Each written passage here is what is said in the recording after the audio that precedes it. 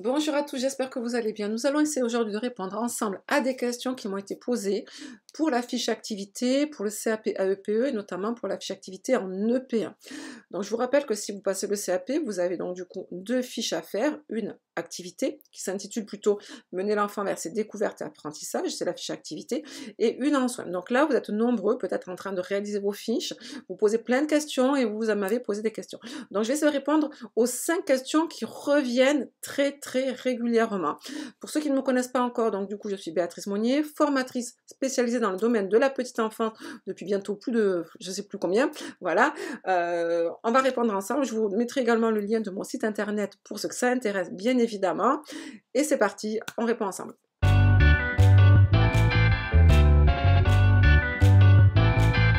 Donc, première question qui m'est très régulièrement posée. Pourtant, je sais y avoir répondu déjà plusieurs fois.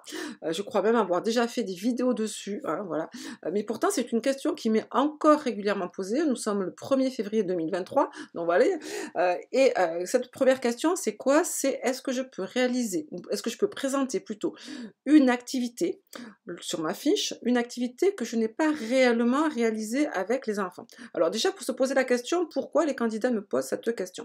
Soit parce que leur centre de formation ou leur école leur mettent un petit peu la pression et leur disent il faut absolument présenter votre fiche, il faut absolument que je note votre fiche, que je corrige votre fiche, alors que les candidats, pour beaucoup, n'ont pas encore totalement réalisé leur stage. Donc du coup, forcément, là, ils vont essayer de piocher dans des, on va dire, des activités qu'ils auraient pu présenter, ou parce que, voilà, il faut... voilà, donc là, on va inventer forcément. Deuxième possibilité, c'est parce que les candidats font des stages dans des structures où le professionnel, les professionnels, le directeur, la directrice ne souhaitent pas, on va dire, qu'ils soient acteurs et donc du coup ils sont en observation.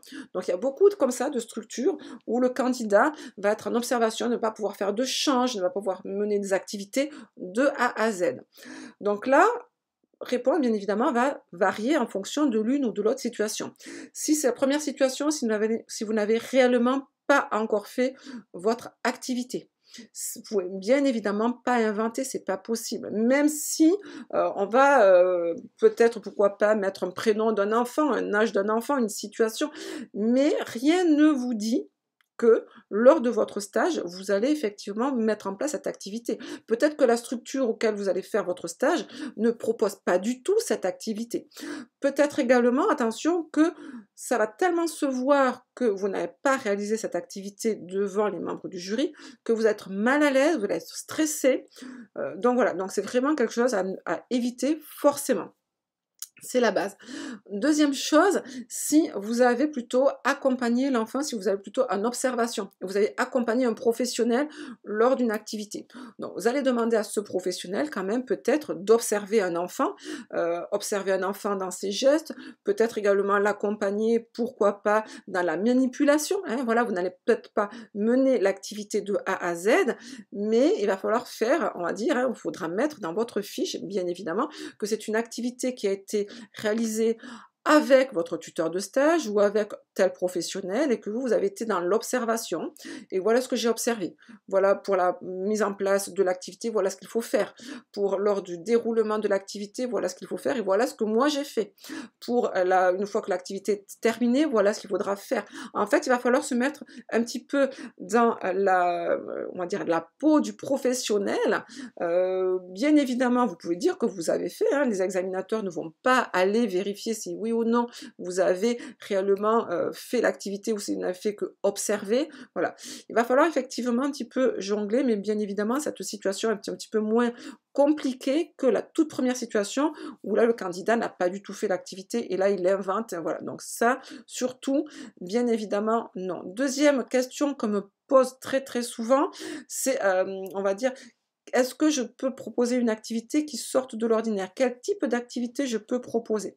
Et là, vous me présentez très souvent des activités assez compliquées où, sincèrement, on a du mal à suivre, on a du mal à comprendre votre déroulement, soit parce que c'est peut-être pas encore clair dans votre tête, soit parce que vous avez du mal à la présenter. Moi, le conseil que je vous donne et que je donne à tout le monde, y compris à mes propres candidats, c'est de choisir une activité simple. vraiment simple.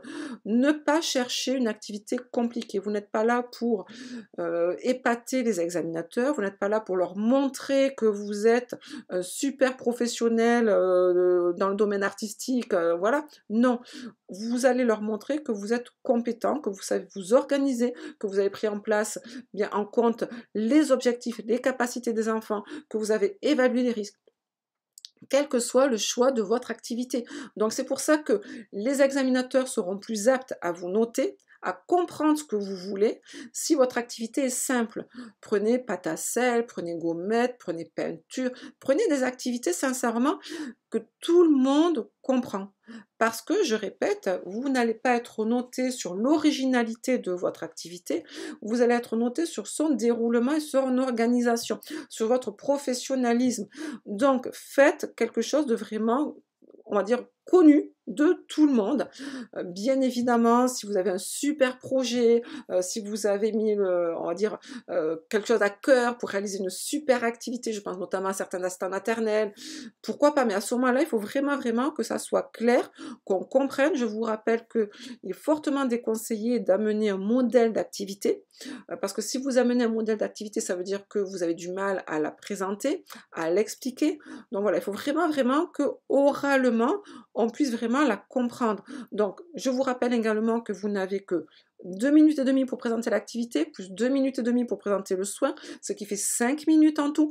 Donc, vous comprenez bien qu'en 2 minutes et demie, vous n'allez pas y passer, on va dire, plusieurs minutes à présenter, à expliquer comment s'est déroulée votre activité. Il y a ça aussi, plus vous choisirez une activité simple, gommette, pâte à sel et ainsi de suite, déguisement, voilà, des trucs simples, mais qui soient vraiment connus, voilà, que les examinateurs ne se disent pas, tiens, mais qu'est-ce qu'elle veut me dire ou qu'est-ce qu'il veut me dire, je ne comprends pas, c'est quoi encore cette activité. Voilà, faites vraiment simple et pensez toujours, je dois présenter mon activité en très peu de temps, donc il faut vraiment que les étapes soient simples, claires et nettes. Voilà, ça c'est vraiment quelque chose d'important à comprendre, hein. N'oubliez pas que vous pouvez présenter également des activités qui sortent de l'ordinaire, comme on va dire sur le thème du carnaval, sur le thème de Noël, voilà. L'originalité peut être justement dans ce thème-là. Vous voulez quelque chose d'original, ben partez sur quelque chose de festif. Là, on va être en période de carnaval, pourquoi pas, hein, les déguisements, une activité de déguisement, les examinateurs aiment beaucoup ça, et les enfants aussi.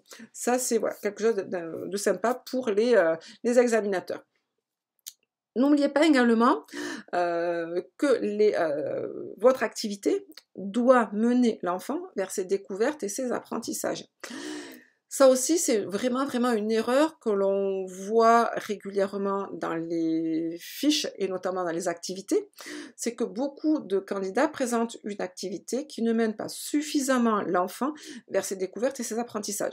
Si vous regardez bien le titre de votre fiche, alors qu'elle s'intitule numéro 2 ou B, hein, d'accord, c'est marqué en gros, mener l'enfant vers ses découvertes et ses apprentissages. Donc, posez-vous la question, est-ce que l'activité que je propose, est-ce qu'elle mène l'enfant vers ses découvertes? Et si oui, qu'est-ce qu'elle lui permet de découvrir?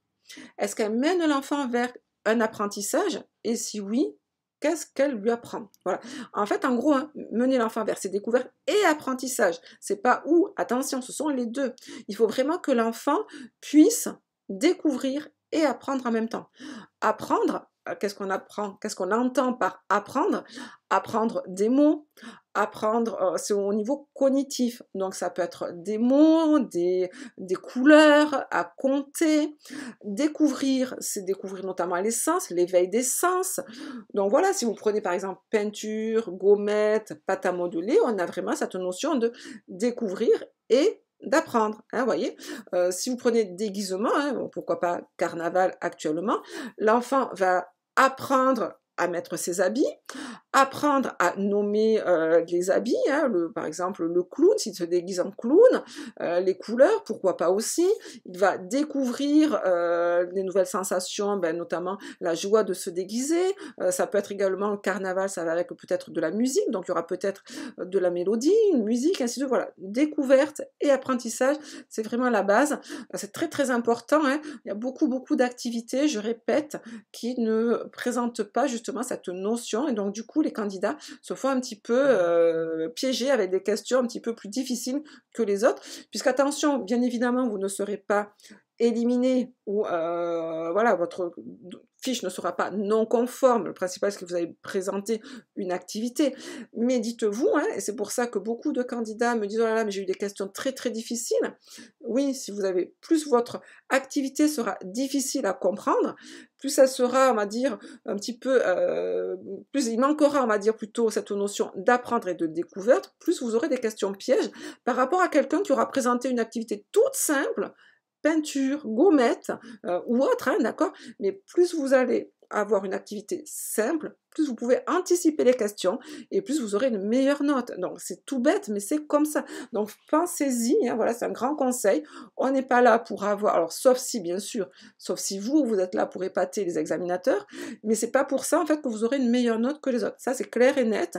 Hein, ça me rappelle des candidats il y a 3 4 ans, une petite concurrence entre deux de mes candidats.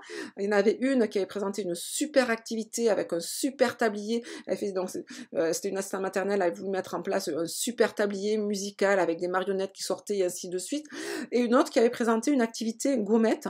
Cette activité gommette est tellement simple à expliquer et ainsi de suite que les questions, forcément, elles étaient, on pouvait les anticiper. Elle a eu une excellente note, elle a eu 18, alors que l'autre personne, qui vraiment s'était décarcassée, hein, pour vraiment présenter une activité qui sorte de l'ordinaire et pensait vraiment épater les examinateurs et ainsi de suite. C'était tellement compliqué, tellement complexe aussi qu'elle n'avait pas pu anticiper les questions et du coup elle a eu 12. Donc vous voyez, hein, qu'est-ce qui vaut mieux, un 18 avec une petite activité gommette ou un petit 12 avec une super activité mais qui est tellement complexe que les questions on ne peut pas vraiment les envisager. C'est vous de voir, je vous laisse juge, d'accord?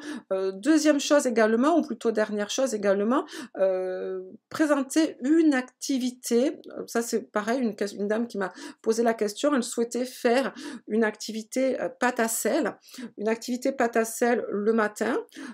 Donc la réalisation de la pâte à sel avec également les personnages avec un emporte-pièce. Une fois séché, ainsi de suite, la peinture, peindre ces petites figurines en pâte à sel l'après-midi. Donc en fait, en gros, cette personne souhaitait réaliser cette activité, mais en 2 temps. Vous voyez, sur sa fiche, elle voulait mettre les 2 étapes. Non, là, pareil, si vous avez bien compris, j'espère que vous allez comprendre petit à petit que ce qui est noté, ça va être votre organisation, l'anticipation des risques, les consignes des enfants. Si vous avez compris ça, il faut présenter juste une activité. J'insiste bien, ce n'est pas l'activité qui est notée, c'est votre organisation. Donc, présentez juste la première étape, par exemple la réalisation de la pâte à sel avec les enfants et les petites figurines en emporte-pièce, ou alors présenter la deuxième étape, c'est-à-dire l'activité après la sieste des enfants, et notamment l'activité peinture des personnages en pâte à sel qui ont peut-être séché pendant la sieste, et ainsi de suite. Vous voyez, en fait, il faudra présenter l'une ou l'autre, et bien évidemment, vous allez, soit en fonction de ce que vous présentez, hein, soit l'une ou l'autre, vous allez dire, par exemple, imaginons que vous présentiez l'activité peinture des personnages en pâte à sel. À ce moment-là, dans la partie présentation dans votre fiche, il vous faut une petite partie présentation matériel, préparation et ainsi de suite, présentation ou préparation. À ce moment-là, là vous direz que le matin, lors de l'activité du matin, ça fera une petite, on va dire 2 petites phrases, pas plus. Lors de l'activité du matin, vers 10h, les enfants ont réalisé la pâte à sel et les figurines en emporte-pièce. Et que ces figurines ont été séchées à l'air libre, au four, et ainsi de suite, en fonction bien évidemment de comment ça a été séché. Si par contre vous choisissez de faire l'inverse, si vous choisissez de faire donc du coup la peinture si vous choisissez plutôt de présenter sur votre fiche la partie réalisation de la pâte à sel et des figurines, à ce moment-là dans la partie fin, qui est tout en bas de votre fiche, fin de mon activité, là vous direz que les enfants, ou même dans le bilan, hein, vous direz que les enfants, après la sieste, se sont amusés à peindre leurs petites figurines. Là pareil, ça prendra juste une petite phrase. Vous voyez, en fait, en gros, ce qu'on attend de vous, c'est de présenter une activité, mais j'insiste bien, ce n'est pas l'activité en elle-même qui est importante, même si le choix va vous faciliter les questions, pensez-y, j'insiste bien, mais c'est vraiment de voir votre organisation, l'organisation de comment vous organisez pour les activités. Donc j'espère que ça a été clair. N'hésitez pas à me mettre des commentaires, pourquoi pas, pour que ça me donne des idées pour faire d'autres vidéos. Je vous souhaite en tout cas de très de bonne continuation plutôt. Vous avez également des modèles, n'hésitez pas, hein, sur notre site, vous avez plein de modèles, d'activités, gommettes, pâte à sel, peinture, et ainsi de suite. Il y en a un recto verso pour les assistants maternels, les crèches, et ainsi de suite. Vous avez plein de choix. Comme ça, vous verrez ce qu'on attend de vous. À très bientôt, bon courage et bonne continuation. Au revoir.